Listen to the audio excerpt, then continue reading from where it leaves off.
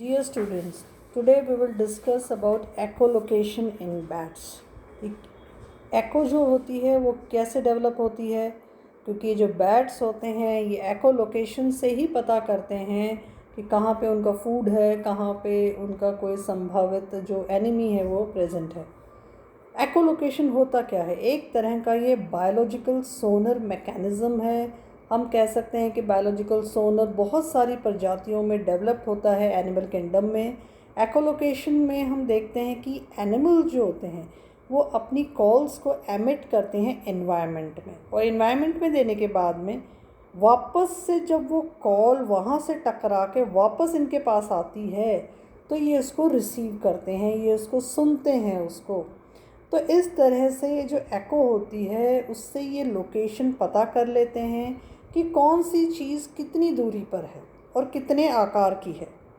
तो ये जो एको लोकेशन होती है, ये जो बायोसोनर मैकेनिज़्म होता है जो बैट्स में डेवलप होता है, उससे ये नेविगेशन करते हैं, अपना मूवमेंट करते हैं। नेविगेशन मतलब मूवमेंट करना, मुझे किस दिशा में मूवमेंट करना है बैट को पता चल जाता है। वो उसके खाने का अगर कोई माध्यम है तो फॉरेजिंग होगा, अब उसको खाने के अलावा कुछ हंट करना है तो वो हंटिंग का माध्यम होगा उसके अलग अलग एनवायरनमेंट में। तो एकोलोकेशन में जो बैट है वो अपने इस बायोसोनर मैकेनिज़्म से लोकेट कर सकता है, आइडेंटिफाई कर सकता है कि कहाँ पे मुझे खाना मिलेगा, कहाँ पे मुझे किसी चीज़ को हंट करना है, किस दिशा में मुझे जाना है। तो नेविगेशन, फॉरेजिंग और हंटिंग के लिए हम एकोलोकेशन को यूज़ करते हैं। अगर हम इसका इतिहास देखें तो सबसे पहले अमेरिकन ज़ूलॉजिस्ट थे डोनाल्ड ग्रिफिन, जिन्होंने रॉबर्ट गैलबॉस के साथ में सबसे पहले इसकी एग्जिस्टेंस को बताया था कि एकोलोकेशन प्रकार की एक एग्जिस्टेंस होती है इन 1938। उससे पहले 18th सेंचुरी में इटालियन साइंटिस्ट थे स्प्लेंजन, उन्होंने अपने बहुत सारे एक्सपेरिमेंट्स के द्वारा ये कंक्लूड किया था कि ये जो बैट्स होते हैं ये रात में उड़ते हैं, और रात में तब उड़ते हैं तो ये और किसी माध्यम को अपना सेंसरी स्टिमुलस के लिए उपयोग में लेते हैं विजन के अलावा। 1953 में कॉस्टियो ने सजेस्ट किया था अपनी बुक में द साइलेंट वर्ल्ड में कि कुछ ना कुछ सोनर जजिंग होती है बैट्स के द्वारा नेविगेशनल एबिलिटीज़ में। तो इस तरह से रॉबर्ट गैलमोज, स्प्लेंजन in 18th century and in 1953 Cousteau in his book silent world, इन्होंने इस सोनर मैकेनिज़्म के बारे में बहुत विस्तृत से जानकारी दी। सिद्धांत क्या है एकोलोकेशन का? एकोलोकेशन क्या है? एक्टिव सोनर मेथड है। रेंजिंग जो होती है वो मेजर की जाती है कि टाइम डिले कितना हुआ है एनिमल के खुद के साउंड एमिशन में और वो जो एको है उसको वापस आने में। तो ये जो रिलेटिव जो इंटेंसिटी होती है रिसीव करने के लिए हर एक ईयर की, as well as the time delay, मतलब दो उसके कान हैं, दोनों कानों में उसने कोई चीज़ इको की है, एको करने के बाद में वापस से उन दोनों कानों में, लेफ़्ट और राइट कानों में आपके कितने टाइम से वो आई हैं, कितना टाइम का उसमें डिले हुआ है, तो वो इन्फॉर्मेशन प्रोवाइड होती है दोनों कानों को। और ये जो इन्फॉर्मेशन होती है इसको हॉरिजॉन्टल एंगल से हम डिटेक्ट करते हैं कि रिफ्लेक्टेड साउंड वेव कैसे आई है। एकोलोकेशन में बैट जो होते हैं उनको ये पता चल जाता है कि किस तरह का एनिमल है, क्या उसके फीचर हैं, कितनी वो दूरी पर उपस्थित है। बेसिक लेवल पर अगर हम देखें तो एकोलोकेशन जो है वो एक न्यूरल एनाटॉमी पे आधारित है जो कि ऑडिटरी ब्रेन सर्किटरी में निहित है। यहाँ पे जो असेंडिंग जो ब्रेन पाथवेज होते हैं ब्रेन स्टेम में, वो अलाउ करते हैं ब्रेन को कैलकुलेट करने के लिए जो डिफरेंस आ रहा है दोनों कानों का to a very small fraction of a second. Fraction of a second तक पता चल जाता है कि क्या डिफरेंस है, लेफ़्ट और राइट जो ईयर है उन्होंने एको को कैसे रिसीव किया। तो एकोलोकेशन इन बैट्स, इस प्रिंसिपल को अगर हम और विस्तृत से समझें, बहुत सरल है। ये आपका बैट है, इस बैट ने एको के द्वारा एको के द्वारा एक पल्स को जनरेट किया है। ये पल्स जाके इस कोई इंसेक्ट पे जा रही है। तो एको जो है, पल्स लीव्स द बैट, यहाँ से पल्स आई। T1 में क्या है, वो उस मॉथ पे, मॉथ क्या होता है, एक इंसेक्ट का प्रकार होता है, वो उस कीट के ऊपर आई, तो एको लीव्स मॉथ। T1 वो टाइम हो गया। वापस से उसको टकरा के एको कहाँ जाएगी, वापस से बैट के पास जाएगी, तो वो क्या कहलाएगा, T2, एको अराइव्स एट बैट। तो एको लोकेशन कैसे कैलकुलेट करोगे आप, T1 प्लस T2, तो जो पल्स है T0, तो पल्स जो कैसे गई, पल्स कैसे, टोटल पल्स क्या होगी आपकी, T1 प्लस T2। पल्स जो लीव करेगी, मौत को टकराएगी और मौत से वापस आएगी बैट के पास में। T1 plus T2 is your echo location received by the bat. Mechanism जो है बैट का, जो एको लोकेशन जो होती है, क्या होती है, नेविगेशन के लिए हो रही है, किस दिशा में उसे जाना है, उसे क्या खाना है, क्योंकि सारा का सारा काम कहाँ हो रहा है, डार्कनेस में हो रहा है। तो वो केव्स में हो रहा है, वो ट्रीज़ में हो रहा है, वो हंटिंग कर रहे हैं इंसेक्ट्स की रात को। तो वो बैट्स डिटरमाइन कर लेते हैं कि भी कौन सा ऑब्जेक्ट है, क्या साइज़ का है, क्या शेप का है, क्या उसकी डेंसिटी है, कितनी डायरेक्शन पर वो अगर उड़ रहा है तो कितनी डायरेक्शन पर वो मूव कर रहा है। तो इस तरह से जो एको लोकेशन है वो अलाउ करता है, ऑक्यूपाई करता है, एक नीचे को ऑक्यूपाई करता है, क्योंकि बहुत सारे इंसेक्ट्स होते हैं उस टाइम रात में, और अगर हम देखें तो इसके प्रीडेटर्स बहुत कम होते हैं, उसमें कंपटीशन बहुत कम होता है फूड के लिए। और इस तरह से एको लोकेशन जो है वो जनरेट करते हैं ये बैट्स अल्ट्रासाउंड से। अल्ट्रासाउंड से अपने लैरिंग्स के माध्यम से वो एमिट करते हैं साउंड, अपने मुंह को खोल के। ज़्यादातर मुंह खोला हुआ हॉर्सशू बैट्स होते हैं, जैसे कि राइनोलॉपस प्रजाति में बहुत ज़्यादा डेवलप होते हैं ये लैरिंग्स। तो अपने मुख के द्वारा, लैरिंग्स के द्वारा ये अल्ट्रासाउंड को एमिट करते हैं। ये बैट एको लोकेशन जो करते हैं वो रेंज वेरी करता है फ्रीक्वेंसी में, 14,000 टू 100,000 हर्ट्ज़।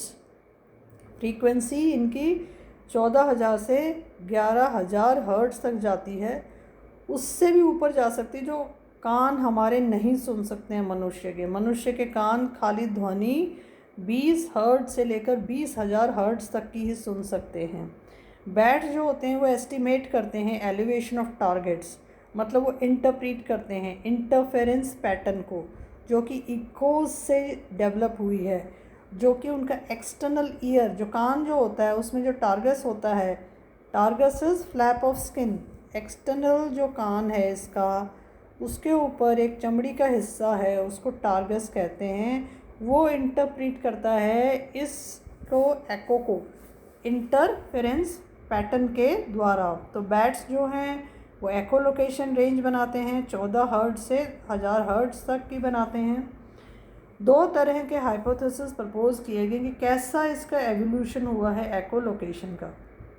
पहला जो वह सजेस्ट करता है कि लैरेंजियल एको लोकेशन है, मतलब मुंह के द्वारा, ध्वनि के द्वारा ये बनता है, और ये चिरोप्टेरा में बहुत ज़्यादा डेवलप है, और हॉर्सशू बैट्स में भी ये बहुत ज़्यादा डेवलप है। सेकंड जो हाइपोथेसिस है वो कहता है कि उसका एक सिंगल ओरिजिन ही रहा है चिरोप्टेरा में, लेकिन लॉस्ट हो गया था वो फैमिली टेरोप्टिडी में, और लेटर एवॉल्व हुआ था टंग क्लिकिंग जीनस रोसिटस में।